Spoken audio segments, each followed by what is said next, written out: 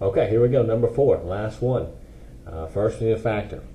2 can't be factored. B minus 1 cannot be factored. 4 can't be factored. 6 can't be factored. Okay, so now we need to simplify. 2 over B minus 1, does that simplify? No. 4 over 6, does that simplify? Yes, it does. Good. So we're going to go 2 that minus 2 over 3. 4 over 6 simplifies to 2 over 3. Good. Glad we got that. Now, now that we're done there, are we going to, can we start just combining everything? No, we got to make sure our denominators are the same. Are they the same here? They are not. So we need to multiply both sides. It's 1 minus 2 over 3. I want you to kind of see how I do this. I'm going to do it a little bit different here. But I wrote down what I have previously. I'm going to take this denominator, multiply it over itself by the other side. Then I'm going to take this denominator and multiply it by this side, by itself over this side. That's all I did there. You can put parentheses if you want or non-parentheses. Here I'm not going to put parentheses. 3 times 2 is 6. This comes out to be 3b minus 1. 2 times b is 2b. 2 times negative 1 is negative 2. 3b minus 1. Oh, gosh, I'm sorry. I get caught up sometimes. I can see it there. I don't know if I can see it up there. I don't know. I'm not looking sometimes. But again, in the denominator, you do not want to distribute.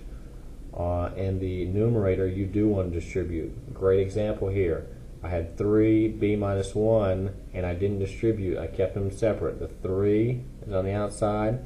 The b minus 1 is on the inside, inside the parentheses. But over here in the numerator, I had 2b minus 1, and I distributed. 2 times b is 2b. 2 times negative 1 is negative 2.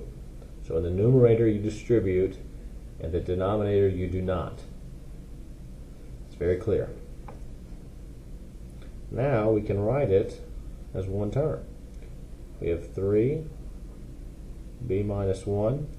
We come up here. We have 6 minus your 2b, because negative times positive gives us the negative. Negative times negative gives us a positive 2. Okay. Now this turns into combining like terms, which should be 8 minus 2b over 3b minus 1. And that would be your answer for number 4 on the homework.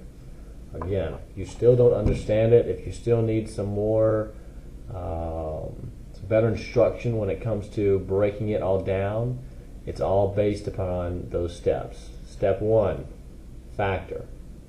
Step 2, simplify. Step 3, see if your denominators are the same. If they're not, you need to go to step 4, which is you need to get them the same by multiplying both of the fractions by the opposite denominator so they can be the same. We're just trying to get denominators the same here so we can add them together. And after that we combine the numerators, and then we keep the denominators the same at the end, just like you have seen through 4 or 5 examples. Okay, if you're not getting it, come to me, talk to me, we'll break it down a little bit more, and that is it.